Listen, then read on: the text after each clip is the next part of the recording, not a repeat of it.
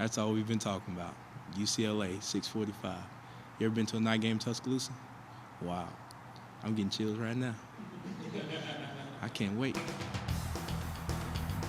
This is the Crimson Tide Show. The Crimson Tide Show is brought to you in winning tradition by Grady Automotive and Alltel Communications. Alltel, the power to simplify. Hello again, everyone, and welcome to the Crimson Tide Show. I'm Chuck Floyd. And joining me as usual, old 99, Vic Lockett, linebacker from the 92 National Championship team. Man, I love saying that. Chuck, I love hearing you say that too. Thanks, and good to see you, and good to see all of you at home. The big day has finally arrived, Chuck, and I'm extremely excited. You're excited. How about Victor Ellis? We saw him at the top of the show, and I don't think anyone is more excited than is Victor Ellis and ready to get this 2001 season underway. You know what they say, Chuck, the more things change, the more they stay the same. Tyler Watts and Andrew Zhao are still trying to separate from each other. Coach Fran has said that he won't be naming a starter until game day, so we still don't know who will be taking the field after the Bruins later this evening. Vic, we all know Bama didn't make it to a bowl game last year, but a few of the guys got a chance to show their stuff in the Del Champs Senior Bowl. Plus, there was no shortage of things taking place in the offseason. After what would have to be considered the worst season in a half century, the 2001 Crimson Tide will be looking to rebound in a big way. A new coaching regime and a new attitude are in Tuscaloosa and ready to roll. In December, the university hired Dennis Franchione as head coach. Coach Fran, coming off his second straight WAC championship at TCU, wants a national championship and knows that that road runs through Tuscaloosa. You've got to believe that a team that was 10-2 just 1 year ago can't be too far away. We've got a lot of team building to do again and some systems to install, but you got to have a degree of confidence in the recent success, even in spite of this last year. The 2000 team was 3-8 and not bowl eligible. However, Kenny Smith, Dustin McClintock, Paul Hogan, and Tony Dixon got to show off their stuff to the NFL in the Del Champs Senior Bowl. The Senior Bowl is the only postseason college all-star game that's coached by NFL coaches and staffs. Kenny Smith, who in April was drafted by the NFC West champion New Orleans Saints, even got to do some long snapping to show his versatility. I think I did great. I got rushed the passer pretty good today.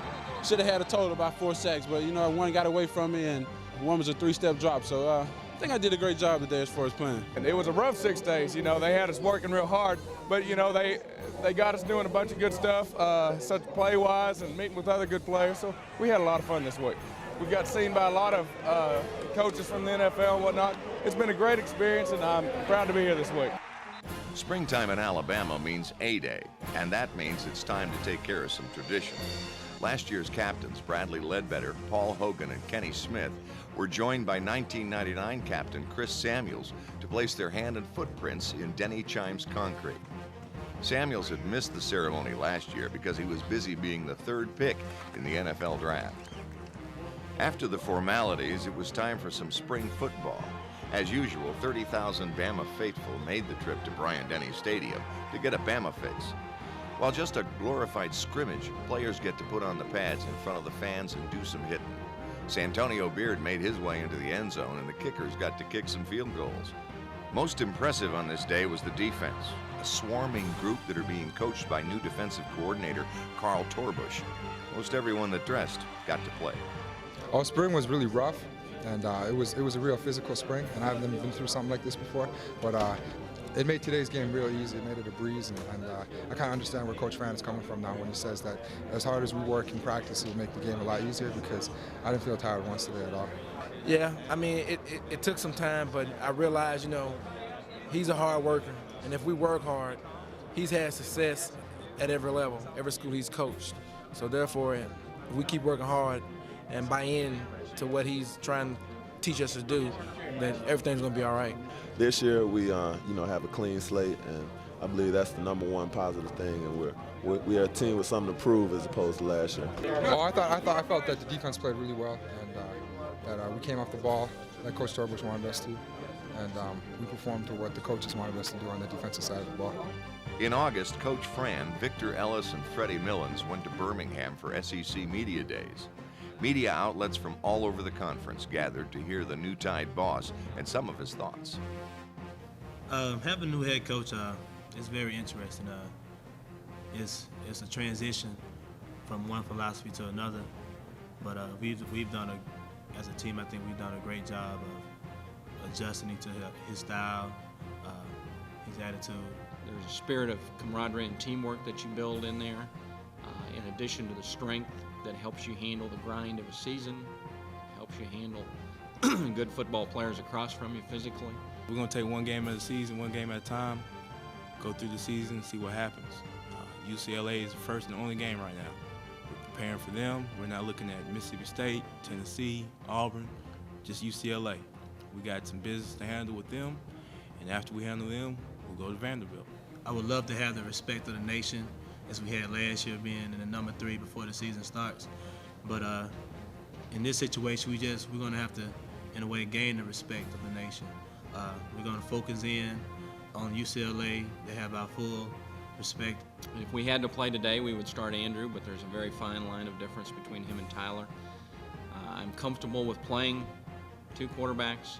I've done that before in '99, won a conference championship, won a bowl game. If you have a strong team, a cohesive group that care about each other and feel accountable to each other, they don't have a problem with doing that.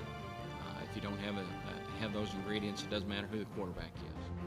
As fall practice heated up, the new intensity of the 2001 squad was evident. Ben Pollard's strength and conditioning program has the Tide beefed up and in shape.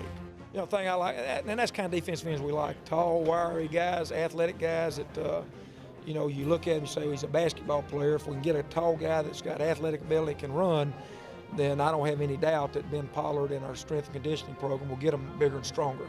You can't make them taller. Really, the players want to blitz and they want to have fun getting after the quarterback, and I think Coach Torbis is bringing that to this unit. And we're going to blitz every play. We're going to be up in your face. We're going to put a lot of pressure on the quarterback, and we're going to do a lot of things to keep him off balance.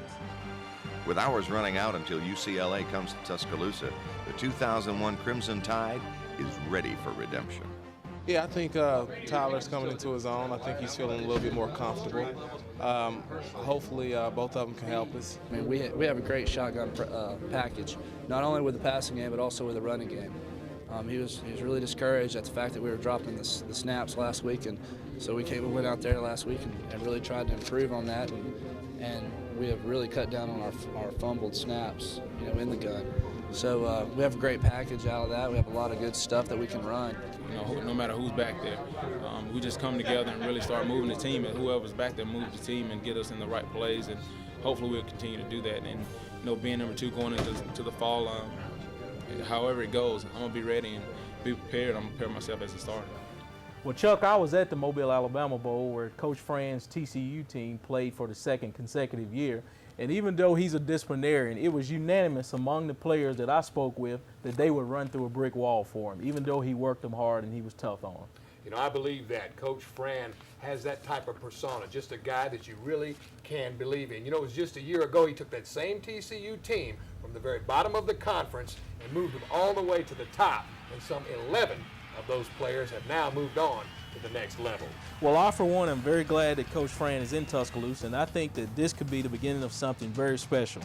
We're going to step away for just a minute, but when we get back, Chuck will talk to a former Bama quarterback.